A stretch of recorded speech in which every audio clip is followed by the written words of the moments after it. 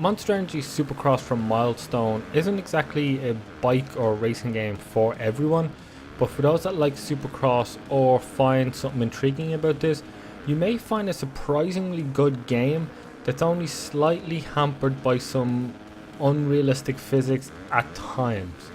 So if you don't know what Supercross is, it's these racing tracks in dirt that's built in stadiums.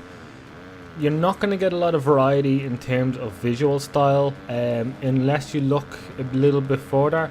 You're not going to see a lot of variety either in the tracks. You will see sort of different like jumps and bumps along the way, but if you really start to look a bit further into it, you start to fall into rhythm depending on the track, and there is a surprising amount of tracks here that's all across the US, and they're based on the real life locations. And once you get into it, you really see that there's more than what meets the eye. There's some tracks that I played that really suit my style of revving and taking off, and sort of know when to go full on the acceleration and when to hold off to hit the jumps just right. And when you finally figure out a track, it feels incredibly impressive and satisfying, because like I've mentioned already, you fall into this rhythm, this sort of right time to press down, to go, to turn, to break off, to slow down.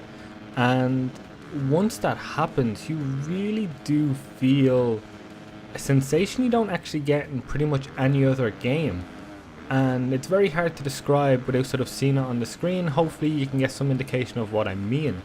But the Monster Energy Supercross features, like I said, a lot of tracks. You have a championship, you have a career, there are a ton of levels, and customization options are really fairly impressive actually. There's quite a lot there, and it's one of those games, like I said, it's not for everyone, but those that appreciate it will be very, very satisfied with it. This game, as you see here on the screen, I played on Xbox One X. It's got Xbox One enhanced visuals.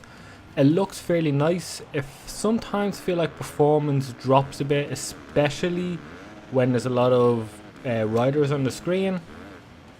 And the only major down point I have to it is that the physics sometimes doesn't exactly react the way I want them to, or I expect them to, let's say. I've hit turns fairly casually and have seen my rider just fly off the bike or hard crash into the ground.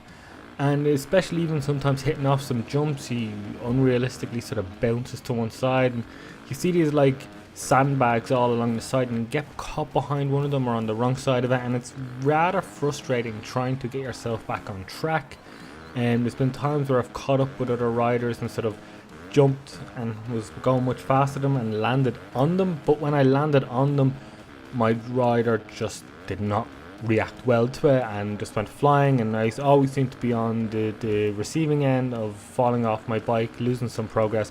And like I said earlier about rhythm, if you sort of respawn on the track at the wrong point, at the wrong apex of a jump, at the wrong point of a strip of track, you can really fall out of rhythm and you hit those bumps really hardly, and you don't build up speed, you keep staying slow, and you lose positions pretty easily then. And it's frustrating because it was because a rider got in your way and you suffered, or you hit a bump wrong and you suffered, and you sort of lose momentum, you lose positions, you lose fun.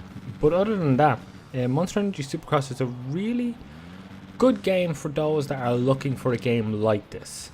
It's not, like I said, it's not for everyone. It's not very casual. It can be accessible enough. It can get pretty hardcore in terms of simulation, but like I said, it's not for everyone, but it is really fun. I enjoyed my time with it, and if this looks interesting to you, then you probably will enjoy it too.